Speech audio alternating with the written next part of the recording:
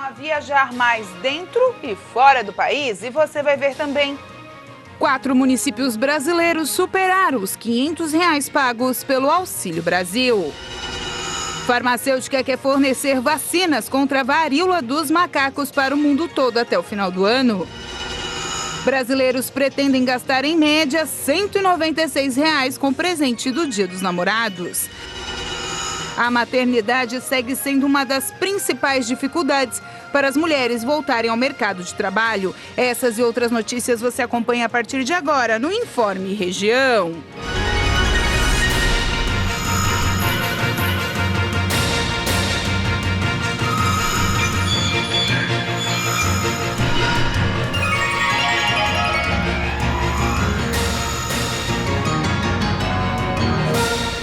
Olá, hoje quinta-feira, 26 de maio de 2022. O tempo continua firme e seco no estado catarinense. A farmacêutica dinamarquesa Bavarian Nordic espera fornecer vacinas contra a varíola dos macacos para o mundo todo. Até o momento, o Reino Unido, a França, a Alemanha e os Estados Unidos já fecharam acordos para a compra dessas doses. A vacina da Bavarian Nordic foi aprovada em 2009 nos Estados Unidos. Ela possui até 85% de eficácia e pode ser utilizada tanto na prevenção da varíola tradicional quanto para combater a dos macacos. Segundo informações do Centro de Prevenção e Controle de Doenças, os norte-americanos detêm em estoque cerca de 1.000 doses do imunizante e esperam ampliar essa quantidade nas próximas semanas. O país conta com 100 milhões de doses de uma versão mais antiga da vacina contra a doença, que causa efeitos colaterais graves, como inflamação do músculo cardíaco. Inicialmente, a distribuição das vacinas no país norte-americano será destinada a quem tem maior risco de contaminação, como pessoas que tiveram contato com infectados e profissionais de saúde. Apesar da mobilização dos países, a Organização Mundial da Saúde afirmou que não será necessária a vacinação em massa contra a doença,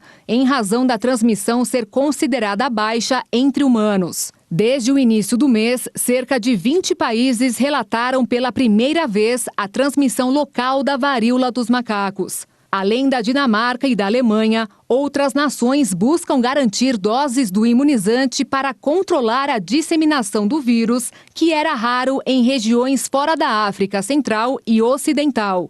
Apesar do Brasil não ter registrado nenhuma infecção, caso seja necessária uma imunização nacional, o país não tem doses armazenadas da vacina. Segundo os dados do Ministério da Cidadania, em 4 municípios brasileiros, o valor médio pago pelo Auxílio Brasil passou de R$500 no mês de maio. O maior valor médio do Auxílio Brasil foi registrado em Uiramutã, no estado de Roraima, R$ 562. O valor é 40% maior que o mínimo de R$ 400 previsto na lei que criou o benefício. O programa realiza o pagamento para famílias que vivem em pobreza e extrema pobreza no país.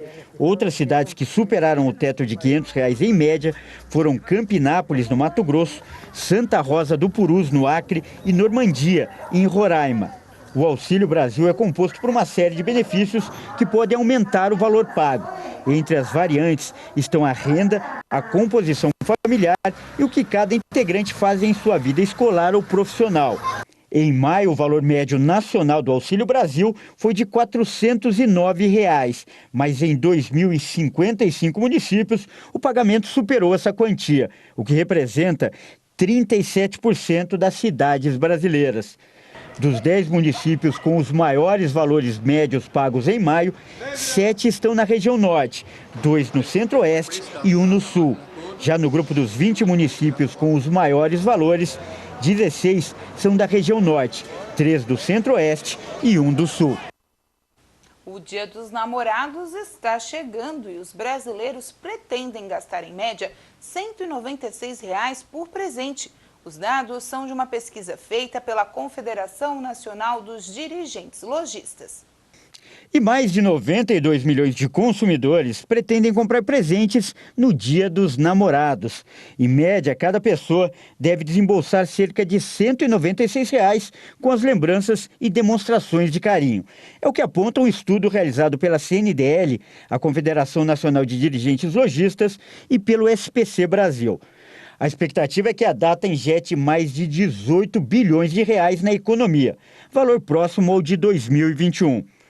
A pesquisa mostra também que 34% planejam gastar mais neste ano do que gastaram no ano passado, enquanto 31% pretendem gastar o mesmo valor e 18% devem gastar menos.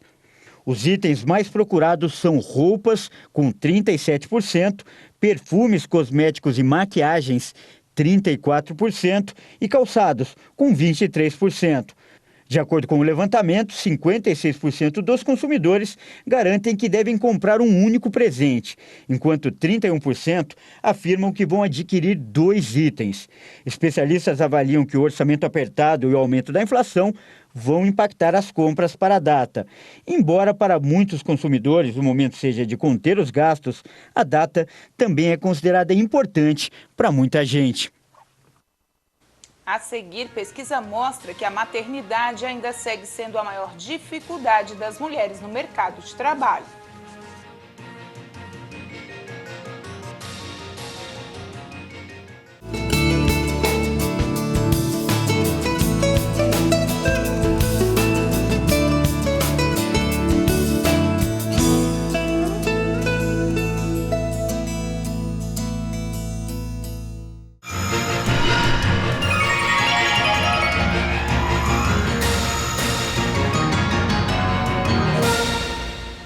Os brasileiros viajaram mais no primeiro trimestre deste ano, de acordo com as agências de turismo.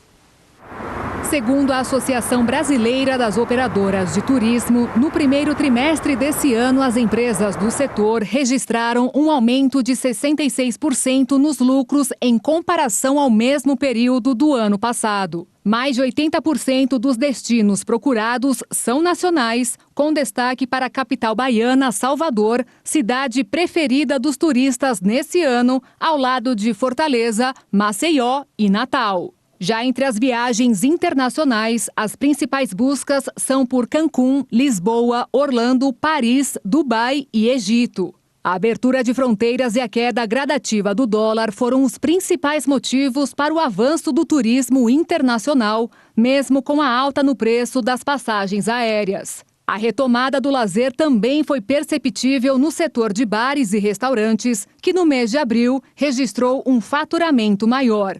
35% dos estabelecimentos trabalharam com lucro no mês e apenas 28% ficaram no prejuízo. Apesar do aumento no movimento, muitos donos de restaurantes não conseguiram repassar integralmente o aumento dos custos para o consumidor e optaram por diminuir a margem de lucro. Ainda a maternidade é uma dificuldade para as mulheres voltarem ao mercado de trabalho.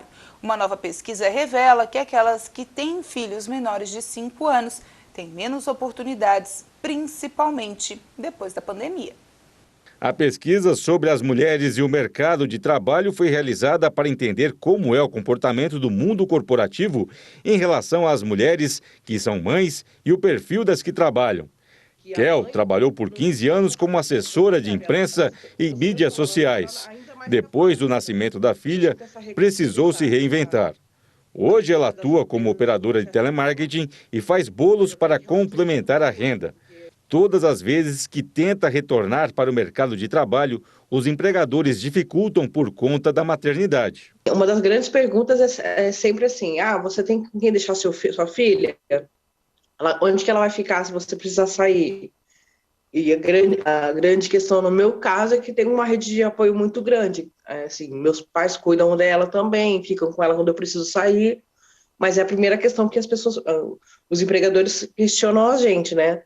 A pesquisa também aponta que em pleno 2022, as mulheres que são mães, principalmente as de filhos pequenos, ainda sofrem preconceito, tanto para conseguir emprego ou se manter empregadas depois da licença maternidade. Que as mulheres que têm filhos ou que estão com filhos pequenos, que acabaram de voltar da licença maternidade, não estariam tão competitivas como antes, por exemplo, da pandemia.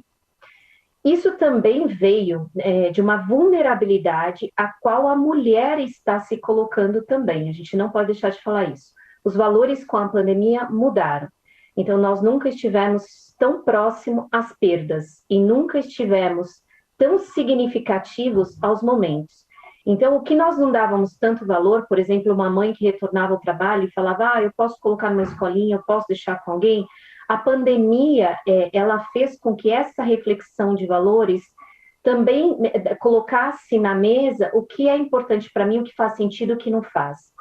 E entre valor e preço, as mulheres também estão ponderando isso. Até que ponto é o limite do que eu quero e do que eu não quero? De acordo com a pesquisa, as mães da faixa etária entre 31 e 40 anos, em que 70,84% têm filhos, são as que possuem mais dificuldades em se colocar ou recolocar no mercado de trabalho. 58,33% procuraram uma colocação ou recolocação nos últimos 5 anos. E apenas 21,05% não tiveram problema para serem contratadas. Ainda entre as que conseguiram, nenhuma tinha filhos menores de 5 anos. Já 36,84% tiveram dificuldade por terem filhos com idades abaixo de 5 anos. Isso tem provocado uma situação preocupante. Muitas mulheres estão desistindo de ter filhos. Muito das mulheres, hoje, se pegar o maior público feminino, uma pesquisa recente que teve, mais de 40% das mulheres retratam que não querem ser mães, que não pretendem exercer a maternidade. Isso é muito grande, né? E aí, aqui a gente tem que pensar, será que essa opressão cultural, será que tudo isso que vem arraigado está distanciando?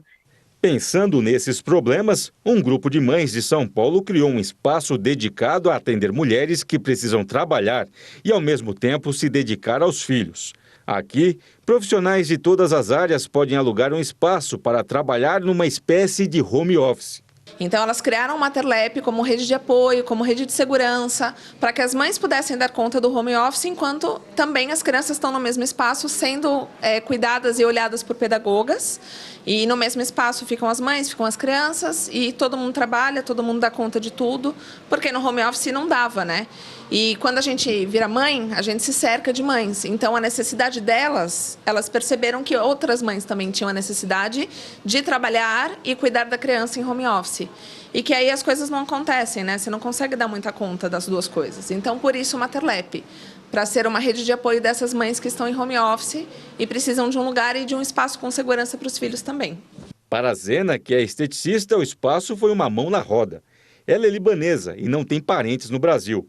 Atender as clientes e cuidar dos filhos pequenos em casa era bem complicado. Eu sozinha aqui, porque eu libanesa, eu não tenho uma família aqui, só eu com meu marido. Ninguém ajuda, sabe, como um apartamento. Não tenho confiança como outra pessoa para chamar eles para minha casa, fica, cuidar da minha criança.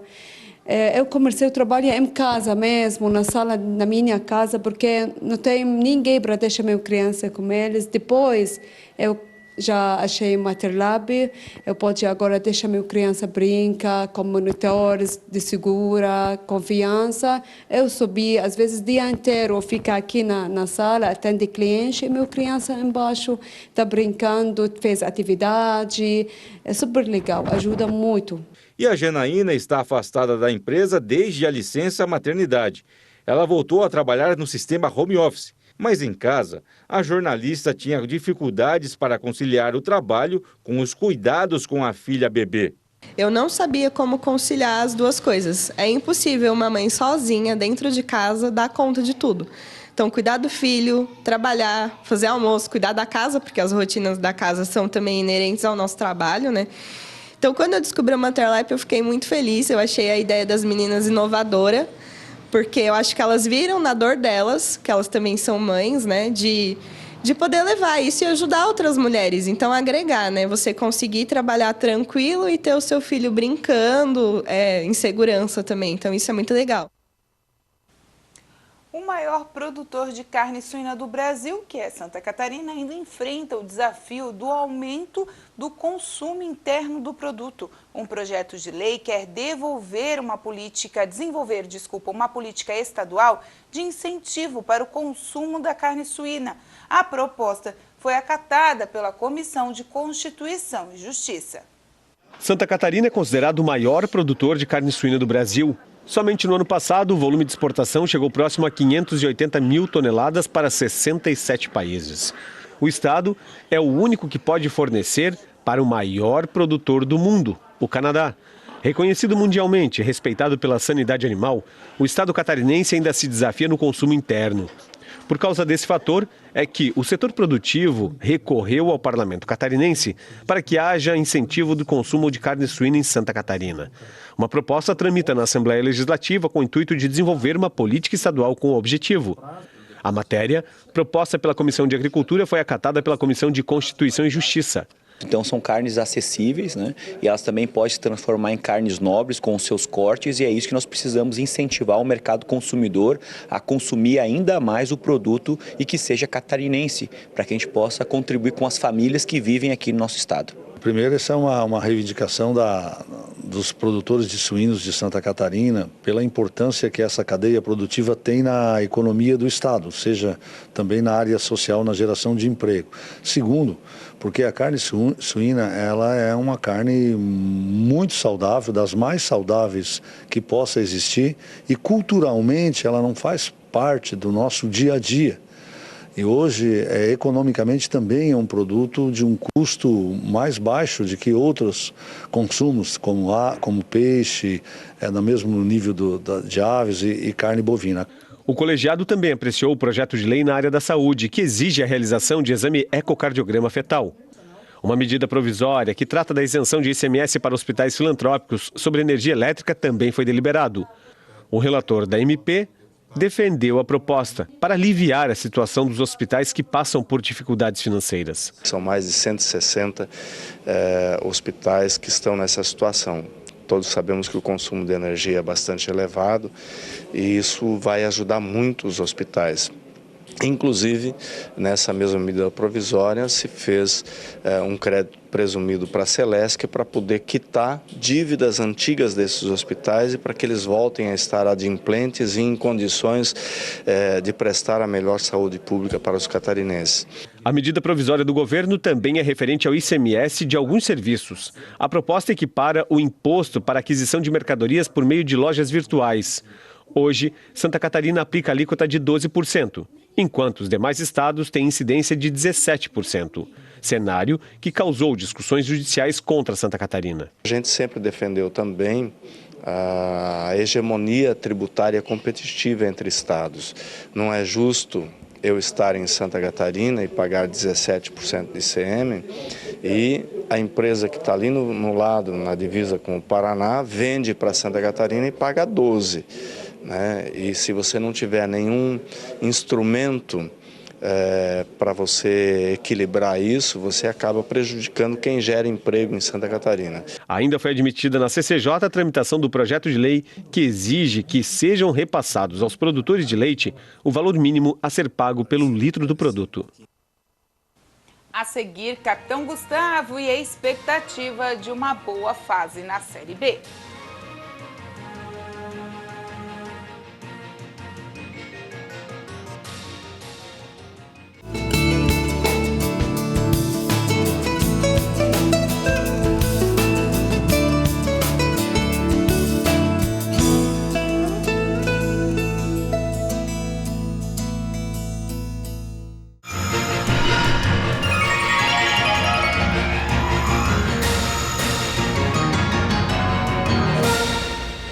Essa semana tem jogo importante do Criciúma frente ao Cruzeiro no estádio Heriberto Wilson. E quem voltou a ter confiança da torcida foi o capitão Gustavo. Depois de uma excelente atuação frente ao Grêmio na última rodada da Série B do Brasileiro, o goleiro Gustavo voltou a cair nas graças da torcida. O capitão é um dos nomes que levaram o time para a segundona no ano passado. O goleiro fala que já vê a equipe melhorando, ajustada nessa Série B, que está muito disputada. É um campeonato de extrema, né, dificuldade, né? O nível de exigência está lá em cima, né? Eu joguei uma Série B em 2020 e comparando com essa de 2022, realmente essa Série B está com um nível mais acima, né? Acho que a gente teve alguns momentos ali de oscilações, né, no início, que é normal, né? Nosso primeiro trimestre ali a gente não participou de nenhuma competição, tirando ali a Copa do Brasil, os 2 jogos que nós fizemos, e a gente já sabia que poderia ter essa oscilação no início, a gente estava bem ciente disso, né? Mas acredito que soubemos passar por esse momento aí, né? Com equilíbrio, né? A equipe demonstrou maturidade, né? E hoje a gente vem com a pontuação, né? Digamos assim, que boa, né? Estamos ali no bloco de cima, né? Entre os 10, que é o nosso objetivo. E agora a equipe já tá mais encaixada, mais entrosada. E a gente, com certeza, vai emendar uma sequência muito boa aí no campeonato. Além de encaixar a equipe, o goleiro falou sobre o seu momento de também estar voltando a ter equilíbrio nas partidas, depois de um período sem jogos. Faz parte do processo, né? A gente vinha ali de um início de ano sem jogos. Para a gente que é goleiro, é mais difícil do que para o cara que joga na linha, porque a gente sabe que a gente é a última barreira ali, a bola se passar não tem quem nos salve ali, a não ser a mão de Deus às vezes e a trave, né?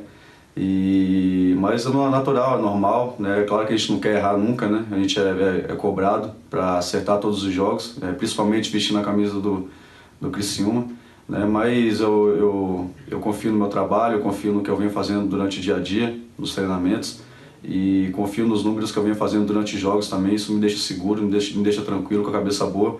E essas coisinhas são questões de detalhes aí, a gente vai ajustando e a cabeça vai estar sempre boa para ter um bom desempenho durante os jogos. Tá certo, capitão. O técnico Cláudio Tencati promoveu mais um treinamento na manhã desta quinta e o time segue em regime de concentração. Afinal, nesta sexta-feira tem jogo diante do Cruzeiro às 9h30 da noite no estádio Heriberto Wilson.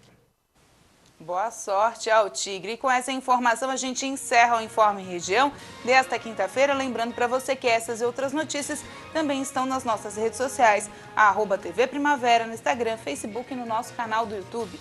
A todos vocês uma boa noite. Até amanhã.